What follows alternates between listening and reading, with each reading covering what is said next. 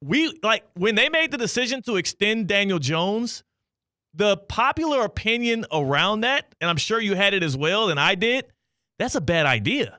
There were a lot of people outside of the Giants front office and outside of that, whatever they got going on out there in the Meadowlands that felt that was a poor decision, and they were reacting off of a season where they overachieved, and now we're seeing that. So I'm glad that at least those two guys didn't lose their jobs over it. I think that's what scared them off from extending Saquon Barkley, though, this past offseason, was that Daniel Jones contract being a victim of your own success, and now you're hamstrung to a bad quarterback, which you're going to have a bad season this year. Well, I think they're lucky in the sense that they're going to get off that money this year, all right, after this season.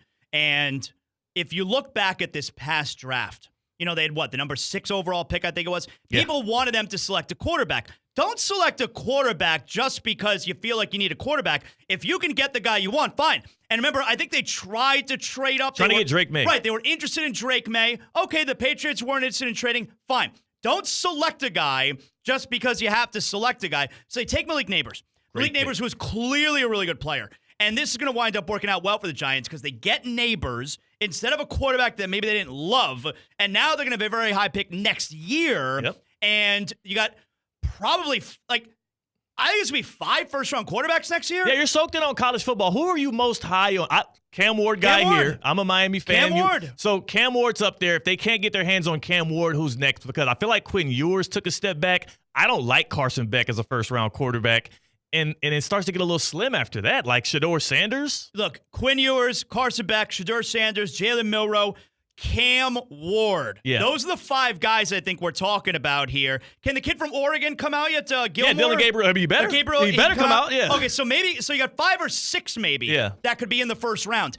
For me, it's Cam Ward. I'm watching every Saturday a professional quarterback playing with the Hurricanes. He is so cool. He is so calm back there. There's not a single throw he can't make. Smart decisions.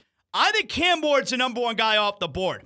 Shedeur Sanders, could he be the guy that's number 1? I guess it depends on the team, but you got a lot of good options there. If you're a team like the Giants, I think Cam Ward is the most NFL ready of those guys. So the Giants are going to be in line, likely to pick one of those guys in the NFL draft, but they are in this position because they were victims of their own success. They regret paying their quarterback, and that was Daniel Jones following that 2022 season. The question today, Zaz, is which franchise is going to be next to regret paying their quarterback? Either a team that paid them this offseason or are likely to pay a quarterback very soon. Which NFL franchise is going to be next to be in the Giants' position and feel like, damn, why the hell did we fool ourselves into paying that man? And to me, I'll tell you right now, before I tell you about Baptist Health, it's going to be the San Francisco 49ers with Brock Purdy. I was going to say, that's going to be a popular answer. Yeah. So hit us up on the Baptist Health Hotline. Let us know yours, or you can jump in the YouTube chat at Theo Speaking, the YouTube chat presented by Prize Picks. Hit us on the Baptist Health Hotline, though, 888-760-3776, 888-760-3776. Who's next to regret paying their quarterback like the Giants are sitting in a pool of regret right now? Are you experiencing foot and ankle pain and need to see an expert in the field? Baptist Health Orthopedic Care has a team of foot and ankle orthopedic surgeons and specialists who are regarded as leaders in their specialty. Visit baptisthealth.net/ortho to learn more today.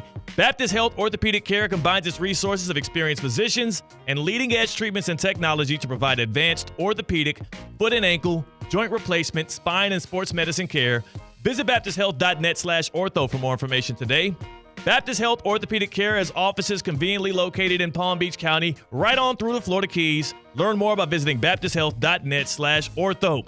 We got Jonathan Zaslow in the house. He's going to be in Nashville this weekend for Texas versus Vanderbilt. And I appreciate you pulling up in studio. It's great to have you in the ambiance here in the downtown City Place studios. And you see the women, they just walked by, they're gawking at you. They're like, what's going on in here? There's a live radio show. It's love right here. I love that we face right here Rosemary Ave, and we're able to see the fans and interact with them. We're thinking about putting up like a poll right here, so when they see the poll, they can kind of actually give some reaction, because it's weird when they just walk by and look at you like you're a zoo animal. Yeah, you should put up a sign saying, yes, this is a live radio show. With a little QR code where you can tap in.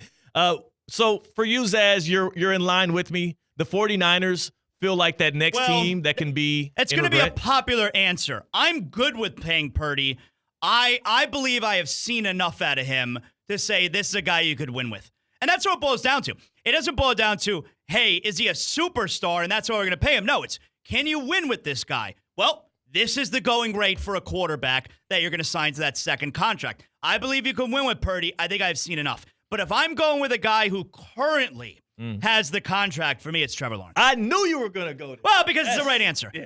For me, I'm going Trevor Lawrence. You know, everything that we see out of Jaden Daniels right now is what we were supposed to see out of Trevor Lawrence. And we weren't supposed to see this out of Jaden Daniels right now.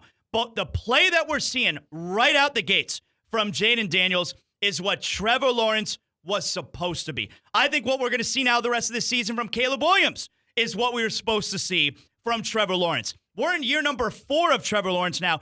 You can't keep blaming Urban Meyer for holding him back in his rookie year. It was forever ago. Trevor Lawrence is, look, if you put a lot of great players around him, probably be fine. But for me, he is as average as it gets. I don't see anything special there at the pro level. But they named the stadium after him. Oh, come on. Nobody cares. Nobody cares. What do you do with Trevor Banks Stadium if you get rid of the court? Like, that is a bad situation for Jacksonville. Yeah. I don't know how you fix it. Yeah, you got a lot of years left and a lot of money and a quarterback who I don't think is very good. Yeah, I'd say it's a bad situation. So for me with the 49ers, here's where I draw the issue. I'm not one of those anti-Brock Purdy guys. I think he's a serviceable quarterback. I think he's a good quarterback. I just look at the facts that we've been presented over the past 2 years. If you look at the 2-year spectrum, the past 24 months, by far the best roster in football outside of the quarterback position has been the San Francisco 49ers. Right. Also, you have Kyle Shanahan as a head coach here. He's been there since 2017. Again, coming off of last weekend, they're now 0-5 against the Kansas City Chiefs. 2 of them in the Super Bowl. Part of that, again, and kudos for making the Super Bowl. Part of that is the discrepancy between who Kyle Shanahan has had at quarterback and who the Chiefs have had at quarterback. And I think the bar for him now is no longer just making the title game. I think he kind of wants to win one. And I don't see Brock Purdy being that guy that can get them over the hump, those ads, mainly because of this. Patrick Mahomes, APY, making $45 million a year right now. That's why the Chiefs are able to continue to retool that roster and keep talent around him. With all of the injuries that piled up on the Niners right now, and Purdy has a chance to prove himself, show us how well can you do when the circumstances aren't perfect, we're going to get a glimpse of what it's going to look like when you have to pay Brock Purdy north of $50 million a year. That's very fair. So he has his chance to prove he deserves that kind of a contract. I don't see it happening. I don't see the Niners making the playoffs this year. And also, if the Niners fool themselves into extending Brock Purdy, did you see the Bill Barnwell number over the offseason? No. He was saying like $65 million a year. Is that more than what Dak is getting? That's more than anybody. That would be more than Dak, too. I don't think it's going to get that crazy. But even anywhere close to $60 million a year for Brock Purdy, the opportunity cost there where you have to pull back on what you can surround him with will be too costly for me to believe the Niners are going to. So what are you going to do now? Go back to the Super Bowl with a less talented roster and the same quarterback, and we expect a different result? No, that's very fair. Now, look, this season's a lost season. They're not making the playoffs. This season's over with.